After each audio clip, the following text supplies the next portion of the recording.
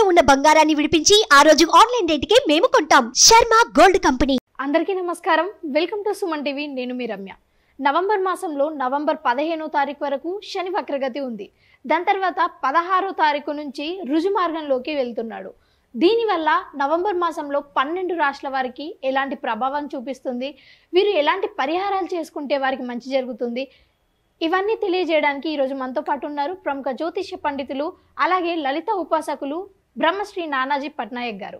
గురుగారిని అడిగి మనకున్న సందేహాలన్నీ నివృత్తి చేసుకుందాం. గురుగారు నమస్కారం. శ్రీమాత్రే నమః. గురుగారు, ఈ శని వక్రగతి వెళ్ళిపోయి రుజు మార్గంలోకి వెళ్తున్నాడు కాబట్టి మరి కర్కాటక రాశి వారికి ఎలా ఉండబోతుంది? కర్కాటకం వారికి చూసుకుంటే అమ్మా, అష్టమ శని అంటారు, తెలుసు కదా మీకు. అష్టమ శని సంచారం జరుగుతుంది. ఇది ఎప్పటి వరకు? మార్చ్ ఎండింగ్ వరకు ఉంటుంది. సో ఈ అష్టమ శని ప్రభావం ఏదైతే ఉందో దీనికి వీళ్ళకి ఏంటంటే, ఇక్కడ ప్రతిసారి అష్టమ శని అనగానే మనం వెంటనే బ్యాడ్ తీసుకోవడానికి వీల్లేదు. అష్టమ శని ఎందులో ఇబ్బంది ఇస్తాడు అంటే, కొంచెం మీరు సడన్గా తీసుకునే నిర్ణయాల వల్ల ఇబ్బందులు వస్తాయి. అంటే అక్కడ నేను తొందరపాటు నిర్ణయం తీసుకున్నాను, ఏది నేను ఇట్లా నిర్ణయం తీసుకోకుండా ఉండాల్సింది, తొందరపాటు అనవసరంగా ఇక్కడ ఈ తొందరపాటు తీసుకున్నాను అని అనిపిస్తుంది చూసారా, అలాంటివి అక్కడ కలుగుతుంటాయి అష్టమ శని ప్రభావంలో. సో అది మెయిన్గా చూసుకోవాలి. అంటే అన్ఎక్స్పెక్టెడ్గా ఎటువంటి నిర్ణయం తీసుకోకూడదు ఒకటి.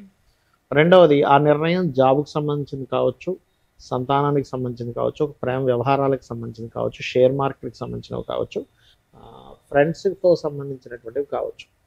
అంటే జాబు, షేర్ మార్కెట్, ఫ్రెండ్స్, ప్రేమ వ్యవహారాలు, క్రియేటివ్ రిలేటెడ్గా సినిమా ఫీల్డ్కి సంబంధించినవి, ఇవి ఈ నిర్ణయాలు తొందరపాటుగా తీసుకుంటాము. ఫస్ట్ ఇది గుర్తుపెట్టుకోవాలి, ఎందుకంటే అష్టమ స్థానం ఈజ్ అన్ఎక్స్పెక్టెడ్ థింగ్స్ అనమాట. Okay, right. ఇక్కడ మనము మరి లాభాలు కూడా ఉంటాయి కదా. ఎలాంటి లాభాలు ఉంటాయంటే, ఇక్కడ శని అష్టమంలో ఉన్నప్పుడు పర్టికులర్గా మీకు ప్రాపర్టీ లాభాన్ని ఇస్తాడు. ప్రాపర్టీ లాభం ఖచ్చితంగా ఇవ్వాల్సింది, అందులో ఎటువంటి సందేహం లేదు. అది వాహనం కావచ్చు, గృహం కావచ్చు, ఆభరణం కావచ్చు, ఏదైనా కానీ ఇస్తాడు.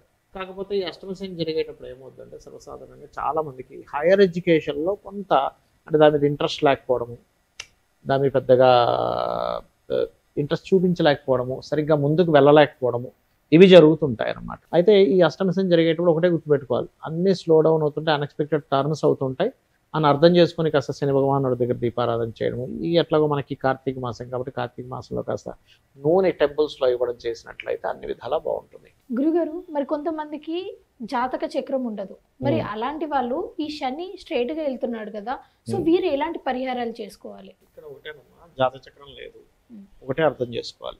మనకి ఎప్పుడైనా సరే పనులన్నీ ఆలస్యం అవుతున్నాయంటే ఎక్కడో సాటర్న్ ప్రభావం ఉందని చెప్తుంది శాస్త్రం. ఎందుకు మందుడు, నేను ఎందుకు అంటే ఆయన ఏదో కావాలని మిమ్మల్ని ఏదో పని కట్టుకుని మీ పని లేట్ చేయడం కాదు, మీకు ఒక ఎక్స్పీరియన్స్ వస్తుంది. సో ఎక్స్పీరియన్స్ మీకు రావడం కోసం ఆయన మనకు పాఠం నేర్పిస్తున్నాడు అనే పాజిటివ్ థాట్తో ఉండాలి, ఫస్ట్ పాయింట్ నెంబర్ 1. రెండవది ఏంటంటే, అలా లేట్ అవుతున్నాయి అన్నప్పుడు చాలా సింపుల్గా ఒకటే నేను నేర్చుకోగలుగుతున్నానని పాజిటివ్ థాట్తో ఉంటూ, మీకు దగ్గరలో గోశాల ఏదైనా ఉన్నట్లయితే గోవులకి బెల్లం తినిపించడము. ఇప్పుడు ఎట్లాగో కార్తీక మాసం వస్తుంది కాబట్టి, కార్తీక మాసం నడుస్తుంది కాబట్టి మనము నూనె ఉంటుంది, ఆయిల్, నువ్వుల నూనెని చక్కగా దీపారాధన కోసమని టెంపుల్స్లో ఇవ్వడము, ఇవి గనక చేసినట్లయితే ఖచ్చితంగా బాగుంటుంది. అదేవిధంగా గోవుకి కాస్త బెల్లం వినిపించడంతో పాటు ఓం అనాకలిత సాదృశ్య చుబుక శ్రీ విరాజితాయే నమః, ఈ నామము పర్టికులర్గా ఏంటంటే, ఏలినాడు శని నడుస్తున్నా, అర్ధాష్టమ శని నడుస్తున్నా, అష్టమ శని నడుస్తున్నా, శని మహర్దశ నడుస్తూ శని సరైన స్థితిలో లేకపోయినా కూడా ఫలిస్తుంది. గురుగారు, మరి ఈ రుజు మార్గం వల్ల దేశకాల పరిస్థితులు ఎలా ఉన్నాయి? ఒకటేనమ్మా, ఇప్పుడు శని ఒకటని కాదు, మనం క్రోధినామ సంవత్సరం మొదటి నుంచి చెప్తూ వస్తున్నాం, అంతా ఘర్షణలు, గొడవలు, యుద్ధ వైఖరి ఇవన్నీ ఉంటాయి. శని స్ట్రైట్ అయ్యి కుజుడు దృష్టి ఉంది ఫస్ట్ ఇక్కడ. సో ఫస్ట్ మంత్ అంటే ఈ నవంబర్ డిసెంబర్ మాసాలలో కాస్త ఘర్షణలు మళ్ళీ కాస్త ఎక్కువ అవుతూ ఉంటాయి, గుర్తుపెట్టుకోండి, నవంబర్ డిసెంబర్ మాసాల్లో. కాకపోతే శని ఎప్పుడైనా సరే న్యాచురల్ 11th హౌస్లో ఉన్నప్పుడు కొన్ని వ్యాపార సంబంధించిన విషయాల్లో అనేకమైన మార్పులు ఇస్తాడు.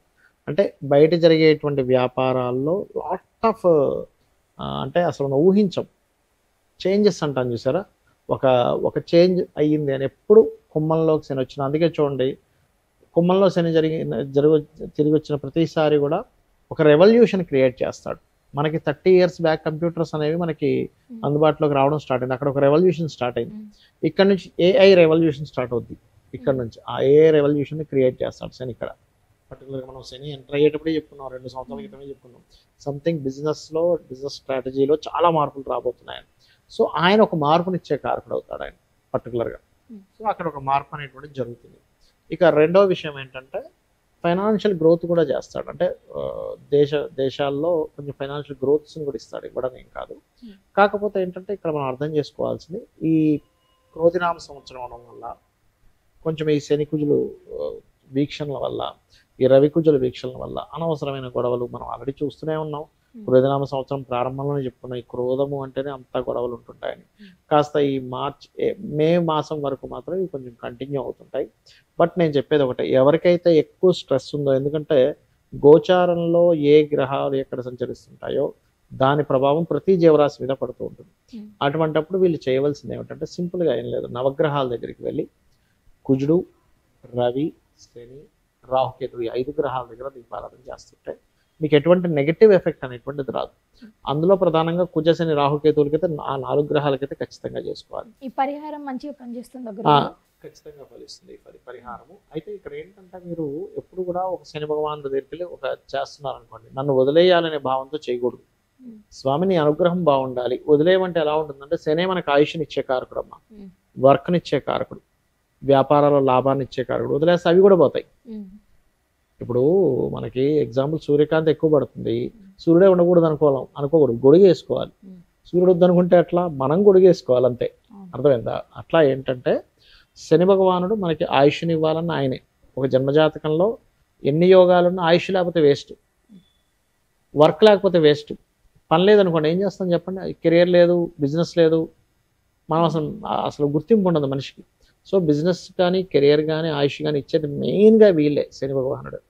అందుకని ఏంటంటే మనం కరెక్ట్ కర్మలు చేస్తున్నాం అనుకోండి, ఆయన కరెక్ట్ రిజల్ట్స్ ఇస్తాడు. అది పూర్వజన్మలో కాదు, ఈ జన్మలో కూడా మనం అందరం ఏమనుకుంటామంటే ఏంటో నాకు రావట్లేదు, ఎంత కరెక్ట్గా ఉన్నా అనుకుంటాం, కానీ అదేం కాదు. కరెక్ట్గా ఉన్నవాడికి ఎప్పుడైనా విజయం ఉంటుంది. ఏదో అడ్డదారుల్లో వెళ్ళేవాడికి ఆ రోజుకి ఏదో విజయం ఉంటుంది, కానీ లాంగ్ టర్మ్లో బ్యాడ్ ఎఫెక్ట్ అనేటువంటిది ఖచ్చితంగా ఉంటుంది. కాబట్టి నేను ఒకటే చెప్తాను, మీరు ఏనాడు శని, అర్ధాష్టమి శని, అష్టమి శని నడిచేటువంటి వారికి ఒకటే చెప్తాను ఏంటంటే మధ్యాహ్నం పూట నిద్రపోకండి, కాస్త వాకింగ్, జాగింగ్, ఎక్సర్సైజెస్ లాంటివి చేయండి. నిద్రపోయారంటే ప్రభావం ఎక్కువగా ఉంటుంది. ఒక పని 4 సార్లు అవుతుంటే ఓకే నాకు నేర్చుకునే అవకాశం వస్తుంది అనుకోండి, కాస్త నూనె లాంటి దానం ఇవ్వండి, గోవులకి బెల్లం తినిపించండి, ఓం అనాకలిత సాదృశ్య చుబుక శ్రీ విరాజితాయ నమః చేసుకోండి. రావి చెట్టు చుట్టూ కానీ, ఆంజనేయ స్వామి చుట్టూ కానీ, లక్ష్మీనరసింహస్వామి ఆరాధన కానీ, అంటే ఈ టెంపుల్స్కి వెళ్ళి ప్రదక్షిణం చేయండి. ఖచ్చితంగా ఏమవుతుందంటే అక్కడ నుంచి వీళ్ళకి చేంజ్ 100% చూస్తారు. మీరు నేను చెప్పినవి పాటించక ముందు లైఫ్ స్టైల్కి, నేను చెప్పినవి పాటించిన తర్వాత ఉండే లైఫ్ స్టైల్కి మీరు కళ్ళ కట్టినట్టు చూస్తారు. అంటే అప్పటి వరకు అసలు దేనికోసం బ్రతుకుతున్నామా ఏమిటిది అనుకునేటువంటి ఒక నిరుత్సాహంలో ఉన్నటువంటి వ్యక్తి అక్కడి నుంచి ఉత్సాహం అనేటువంటిది 100% పెరుగుతుంది. గురుగారు, ఈ రాశి వారికి ఎలా ఉండబోతుంది, ఎలాంటి పరిహారాలు చేసుకుంటే మంచి జరుగుతుంది, ఇవన్నీ కూడా చాలా స్పష్టంగా తెలియజేశారు. మీకు నా ధన్యవాదాలు. శ్రీమాత్రే నమః.